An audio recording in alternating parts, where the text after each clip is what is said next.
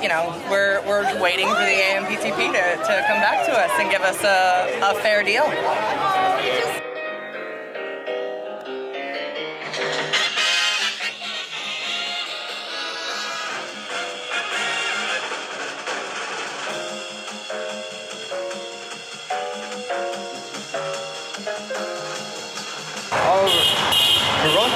Yes. Sorry, I'm new to this.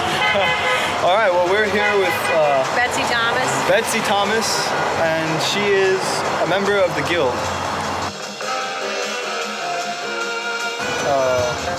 So, what are the main issues the guild is striking for today? Well, we're striking for the Writers Guild.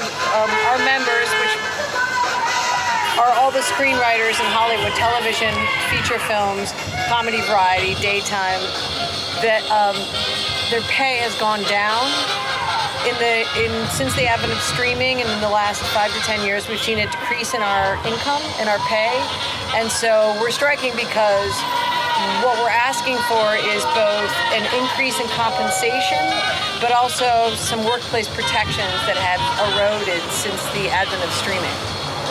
This whole landscape of streaming and the residuals. There was a time a few years ago, not more than a few. Let's say I was a writer on Friends, right? And that's a big hit show, but I'm using it as an example. Not every show is Friends. I could be on Friends for a few years, let's say 5 years. I write 3 scripts a year, 2 scripts a year.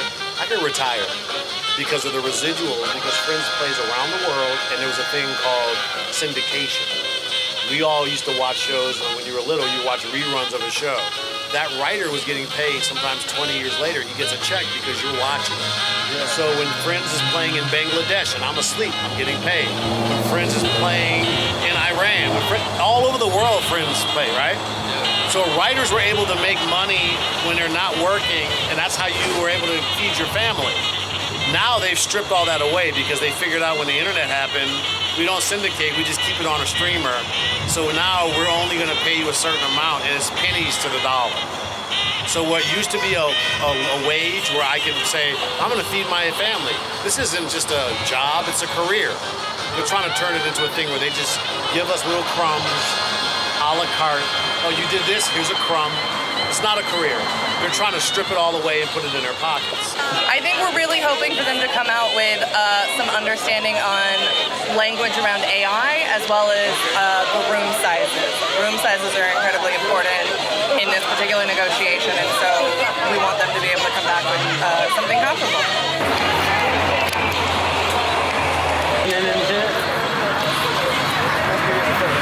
People are out here walking because they know the problems and they have to be fixed, and this is the only way. By going out on strike, we show our power and we make the world aware that, you know, we create the most profitable television and movies, entertainment in the world, and we need to be properly compensated. They make billions of dollars off of us, and all we want is a share in their success.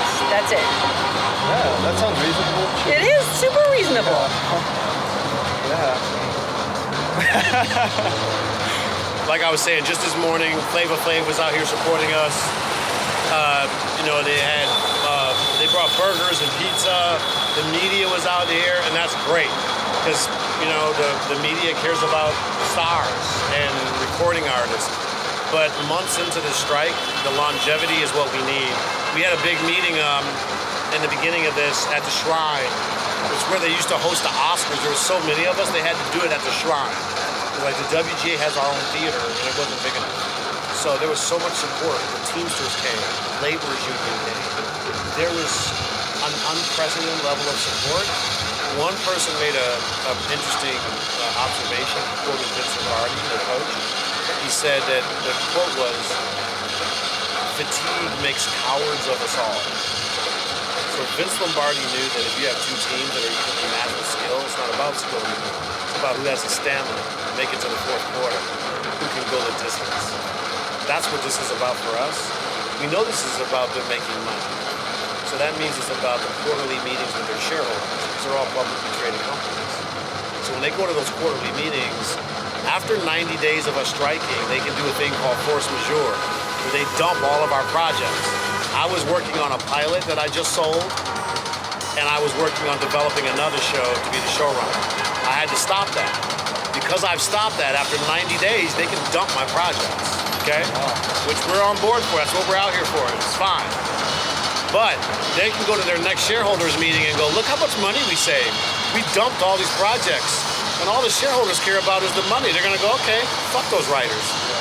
But the next meeting, 3 months later, when they don't have any scripts and we've shut it down, that's when their shareholders are gonna go, what's going on with this writers thing? You better make a deal.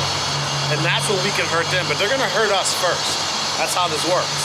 So we have to go the distance. We can't let fatigue make cowards of us.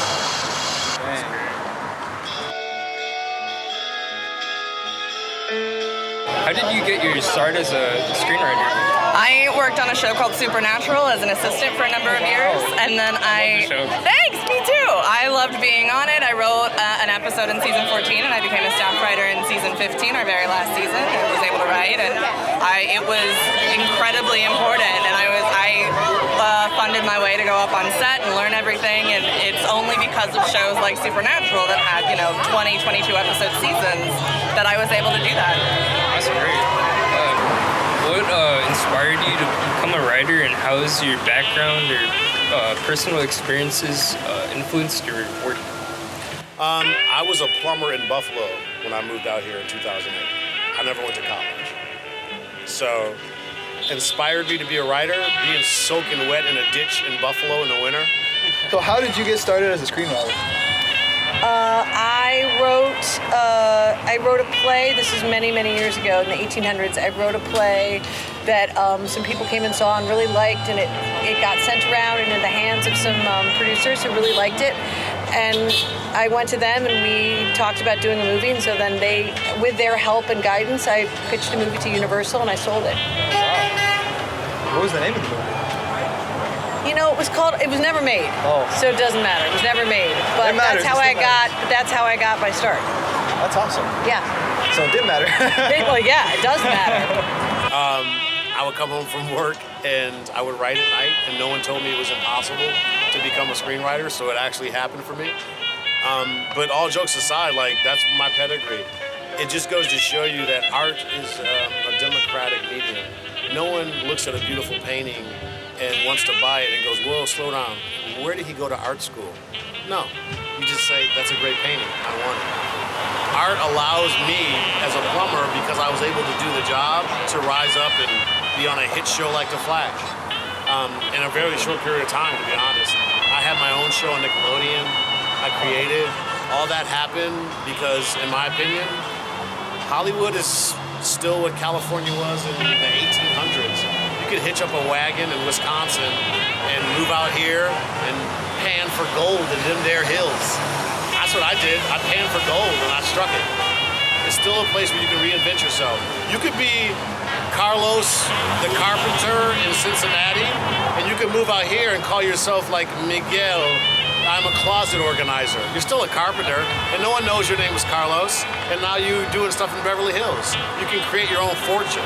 And that's what I did. So it inspired me to come out here, and with some luck and some talent, but probably more luck in my case, I was able to make a career of it. And that's what I'm fighting for, because they're trying to strip that away. And again, not just about me, the next generation of people coming up, you. I'm fighting now so you can call this a career in the future. But if I don't, they're gonna strip it away and it'll never come back, because we all know power begets nothing. Once power gets power, power doesn't give it up. Power keeps it. So you gotta not let them have it in the first place. That's what we're doing. Do you have any advice for anybody that wants to be a screenwriter? Write what you want, write what you know, write everything. There is no set path except writing. That's the main thing. And you can, in either comics or audio or animation, whatever, you're a writer, and just follow that. Great, thank you. Yeah, of course. Thank you guys so much. It's nice What are meeting your you. names? Brendan. Brendan? Jonathan. Jonathan? Diego. Thank you so much, guys. Yeah, of Nice course. to meet you guys. Good luck on the strike. Thank you.